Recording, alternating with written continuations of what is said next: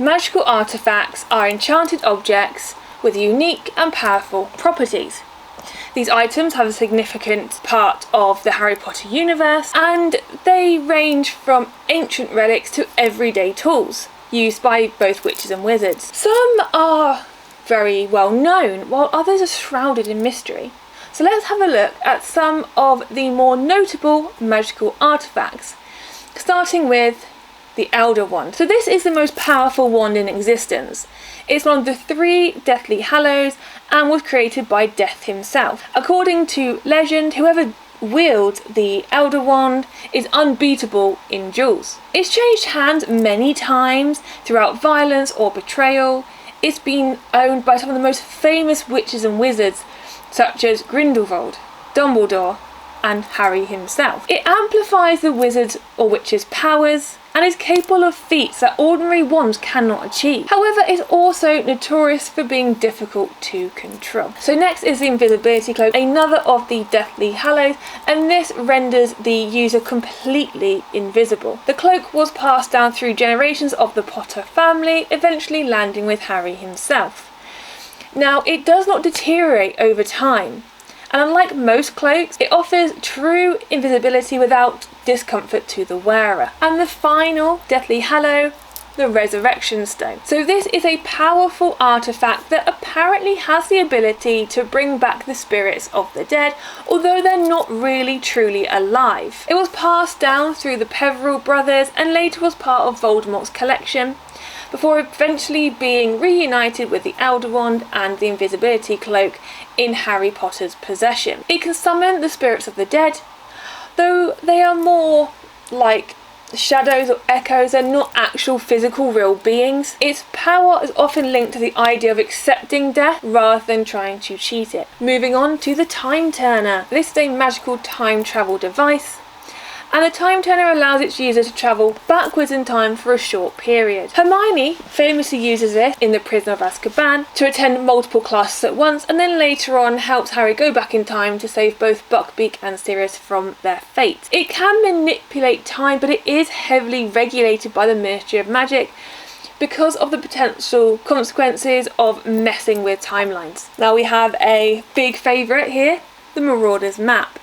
A magical map created by James, Sirius, Remus and Peter Pettigrew when they were students at Hogwarts, and it shows every inch of Hogwarts, including secret passages, hidden rooms and even the location of people. The map was later used by Harry and his friends, having been given to Harry by Fred and George Weasley, who had gotten their hands on it from Filch, who had confiscated it prior to them finding it. It reveals the exact locations of everyone inside Hogwarts, as well as secret passages, and if you want to activate it, you say, "I solemnly swear I'm up to no good," to close it, mischief managed. Moving on to one of the first artifacts that we kind of find in the Harry Potter series, and this is the Philosopher's Stone, a legendary substance capable of producing the elixir of life, which is immortality, and turning any metal into gold.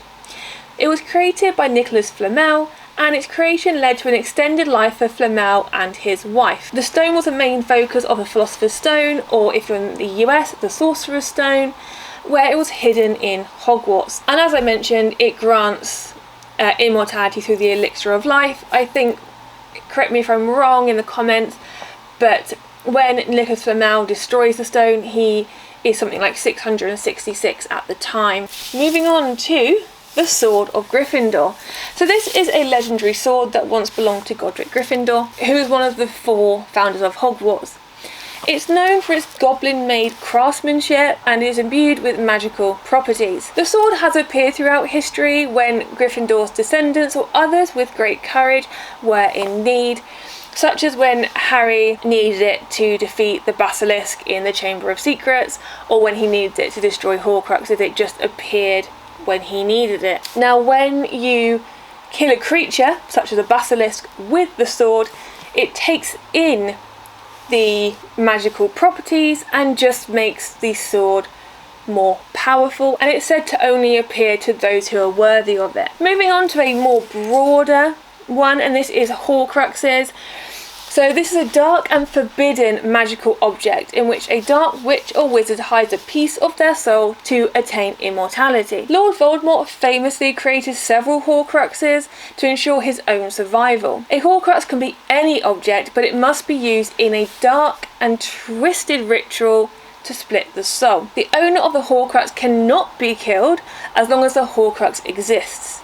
They can, however, experience a fractured psyche as Voldemort did, and obviously we know he split his among many different Horcruxes, and that's why they had to be destroyed before Voldemort could be killed. Back to one of the founding members of Hogwarts, and we're going to Hufflepuff for the cup, and this is a relic from Helga Hufflepuff. It's a golden cup with a badger engraved on it symbolising her house. It was one of Voldemort's Horcruxes as well, and it was eventually destroyed in the Deathly Hallows. The cup is magical in its own right, but it became more significant due to the fact it became a Horcrux. And we also have the diadem of Ravenclaw. So again, this diadem, which is actually a crown or a tiara, belonged to Rowena Ravenclaw, another of the 4 founders of Hogwarts. It is known for its intelligence enhancing properties. Again, it was another Horcrux that Voldemort used, or another object he used for a Horcrux, and it was lost for centuries until Voldemort found it. It was destroyed again in the Deathly Hallows. Next we have the Veela's Hair Wand.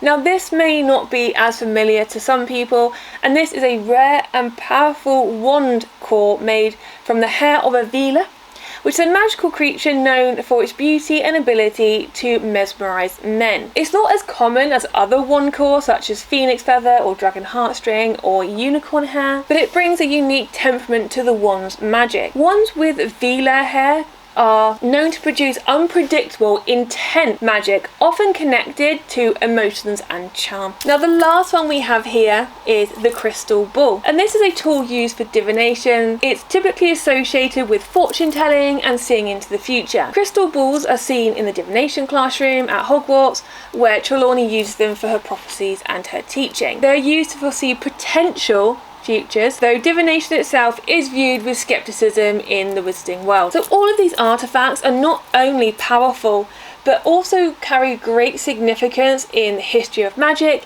and in the Harry Potter series. Most of them tie themselves to the fates of characters such as Harry Potter, whose destiny can be entwined with these objects. Some, like the Deathly Hallows, represent a deeper philosophical theme of time and death and life, whereas others, like the Marauder's Map or the Time Turner, emphasise the clever and whimsical side of magic. So that, guys, is a whistle-stop tour of some of the magical artifacts within Harry Potter. Let me know which one of these is your favourite, and if you have any more lesser known magical artifacts, let me know why you like them and what they are.